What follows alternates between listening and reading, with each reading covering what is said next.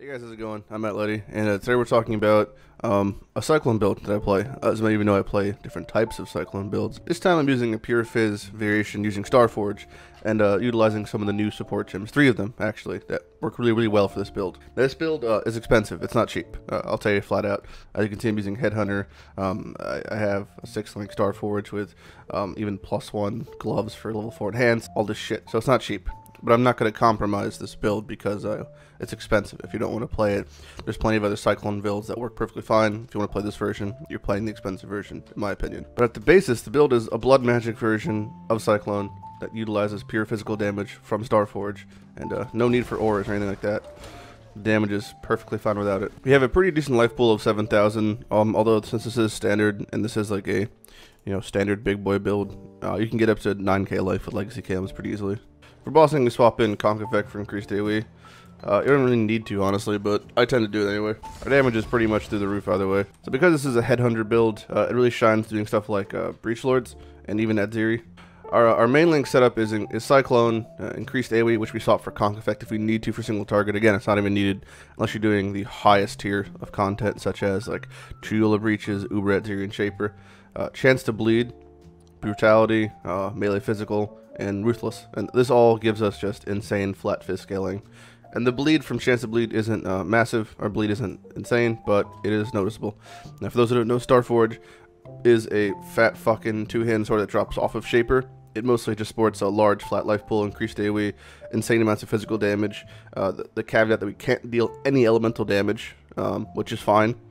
And then it says your physical damage can shock. So ideally you'd like to get shock chance on jewels. I at the moment don't have any, but you can easily obtain up to 1, 2, 3, 4, 5, 20% shock chance. Our other gems include a Curse on Hit, Vulnerability, Vengeance, and Maim.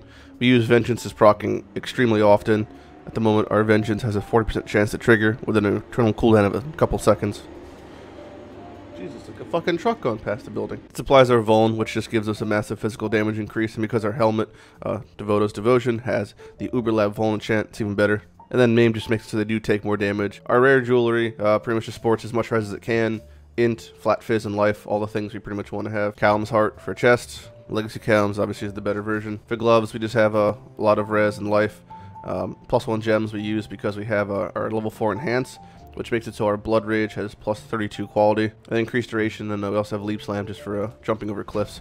This is our Leap Slam without even faster attacks. It's insanely fast because our attack speed is insanely high. Classic casting damage taken setup with a Mortal Call, and then a Molten Shell just for the fat armor it gives us. It's a lot of armor. Headhunter for belt. For flask, we use a freeze flask no one really needs. We prefer one that has a duration instead of charge use, but it's fine. Roomies, a couple of other Crewies, which are just great flasks overall.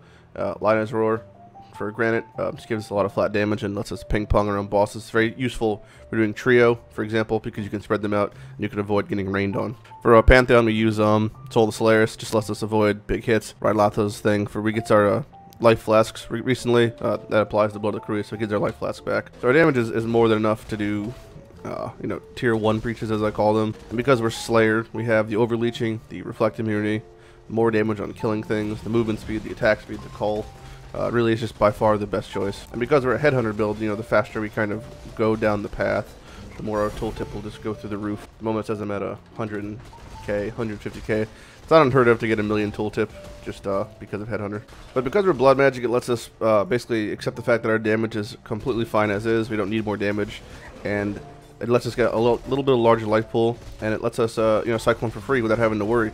Because our attack speed's so high, it'd be really annoying to have to utilize mana. And since the AoE weapon changes and the pathing changes, Cyclone feels better than ever.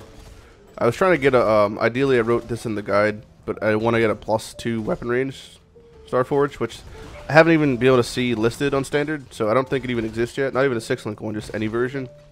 So I have to buy a bunch of Starforges and start fucking valuing them, I guess. The playstyle is extremely calm though, because in its essence, this is the definition of the 1-button build. I mean, you use Blood Rage once, but unless you don't kill something in every 20 seconds, it's coming back up. And you only leap some if you want to jump over a cliff. So, aside from that, you are pushing 1 button. My gems aren't even leveled, a lot of the newer ones, because they don't... I couldn't find 2020s to buy on standard or whatever, so I just literally bought level 1s from the vendor and then just cranked them up myself. So I'll swap in Conk Effect here and come coming for Xoph. It's a pretty easy fight. You can pretty much face tank everything if you really want to. You can see our damage is quite high. More than enough single target damage to do Xoph, that is. Especially when we have a Lion's Roar up, it does a lot of damage. If you ever do feel scared, you could always just, you know, crank on the roomies and you get a bunch of armor. Our armor at the moment, because we are Iron Reflex, which we'll go over in a second, is 34. With roomies up, it's 52, with some block chance, and that's more than enough to survive any sort of hit. So the tree is your standard two-hand RT, you know, Cyclone build. The only difference is that I do grab Iron Reflexes, which a lot of them do. I do get, you know, Bloodmagic with Mortal Conviction, and the sword nodes are actually okay at the moment. You know, the top end is much better. Fizz, status elements, more chance to bleed is fine. Razor's Edge is quite good. The one weapon range is actually a very noticeable difference in our AoE. And then the bottom half is okay. Still attack speed, still Fizz, still better than nothing, but the accuracy is wasted. We do go the classic, you know, top right, top left, Slayer type shit. You know, Bane of Legends, Headsman, Brutal Fervor, Endless Hunger, tons of Leech, Reflect, Call, more damage, all that good shit. The one thing we have to run at the moment is Brute Force Solution for Int, because our jewelry isn't optimized, although it's pretty good, a lot of it. It's just, you know, not up to snuff. So possibly down the road I'll make a updated version of this where I do have, like, you know, Legacy Cows, proper enchants, basically mirror tier gear, because this is honestly my favorite version of Cyclone that has ever existed, and I do want to get the +2 weapon range Starforge, and all of the shit. Also, I'm only level 90, this is like not like level 100 and shit. You'd get about another 1,000 life if I was level 100, so. You can see our AoE is actually like insanely large for Cyclone compared to what it used to be.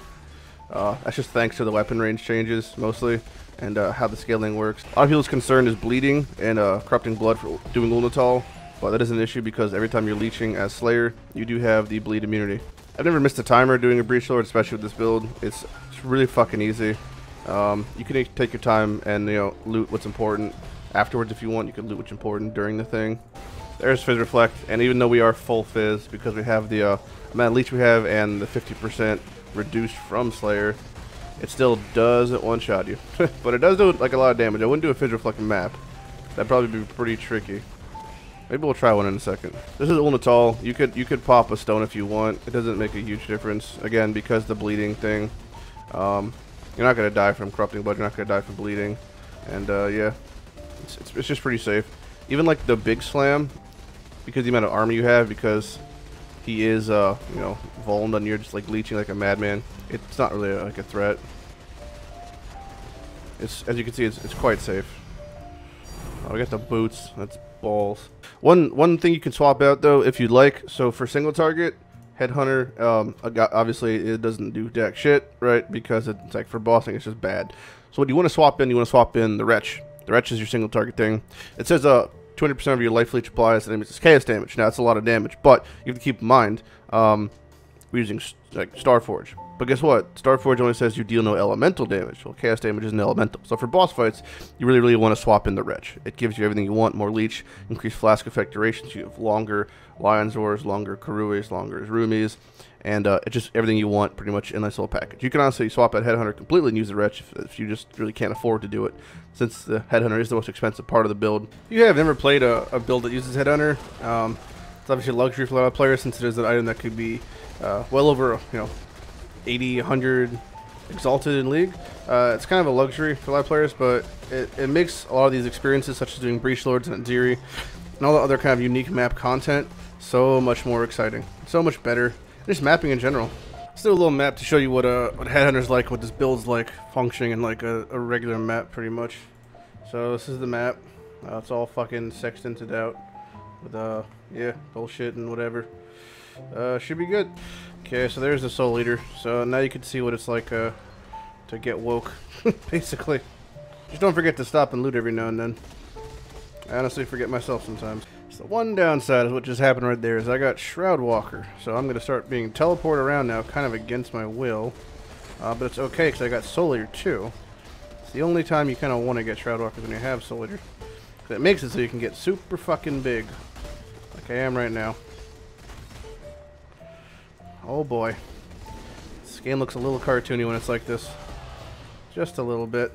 Yeah, it can kind of be a little bit of a blur, but it's pretty fun. Let's see what our single target looks like. It's pretty damn good, honestly. Risk of death being basically 0. You can tell that even against like a situation where I'm just sitting on the boss, it's pretty fucking crazy how good our single target is. Oh, what a blessing that is. Free acquire the storms.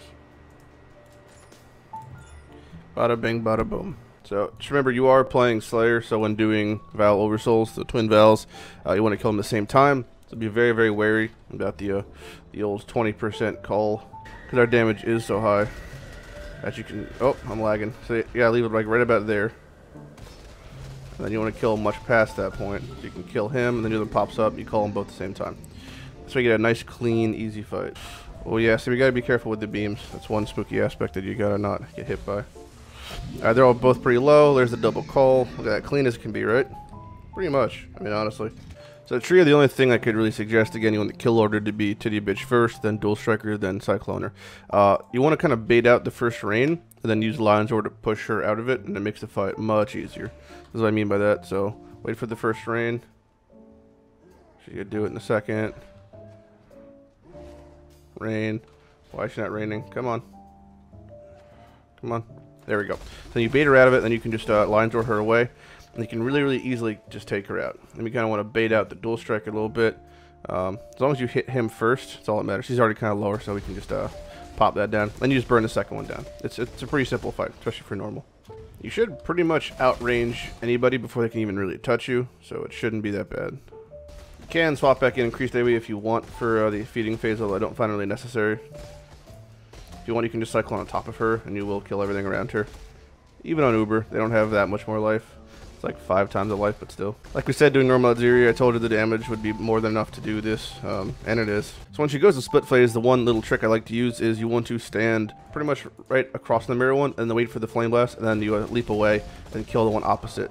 Do not stand next to the one with the mirror, because God forbid you get a spear thrown at you, and your vengeance procs, you could hit the mirror one and one-shot yourself. Remember, the mirror one does have 100% reflect damage, and our vengeance hits pretty hard. So over here, wait for the flame blast, bait it out, Lion's Roar, kill the second clone. Locate the mirror one. There she is, stand opposite of her, wait for the flame blast, jump away, Lion's Roar, burn the second clone. It really is that simple, and one tick and she's done. That's how you do Atziri pretty much with this build. Or any Cyclone build, any Slayer build. Oh, don't vendor that, holy shit. So don't forget, guys, if you're gonna run lab, always run it with twice enchanted on. There's kind of no reason not to. Just get you an extra enchant at the end. 100% worth it, 100% worth the cost, whatever the fuck the cost may be. Why are there things in the Argus room with him? That's kind of goofy. This build is very good at doing lab, because of Leap Slam, because of the leeching, because of the immunity to bleed while leeching. You can kind of just like blow right through the traps. So you can just kind of like whirl right through the traps. No real problems. Just jump around, attack, jump around, attack. The leeching will just keep you fucking set for life. Like, I barely even take any even initial damage from that. Jesus Christ, I've never seen 3 different branch offs, but alright. You can literally spin right through all the bullshit that's supposed to be killing you. Doesn't even matter. Overleaching too strong. Alright, so for this fight, we're going to swap on the Wretch instead of using Headhunter, and just to give you an idea of how much more single targets to give us, but yeah, it's going to be insane. This is a true representation of our single target damage with this setup, and it's way fucking more because of the Wretch.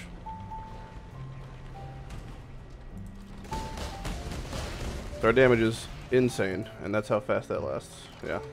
So we get about a 50k worth of chaos damage just from doing that. That's actually insane.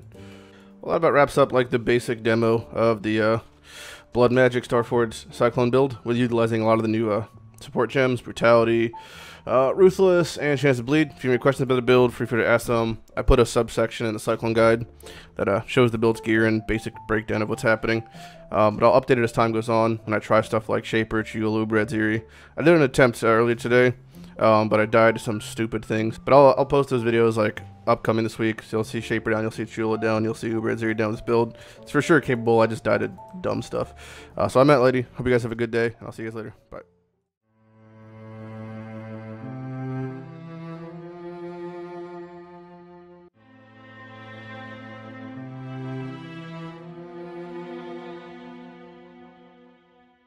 This time I'm playing the Pure Fizz variation using Skyforce, Skyforth. This time I'm playing a Pure Fizz variation using fucking Christ, I keep saying Skyforth.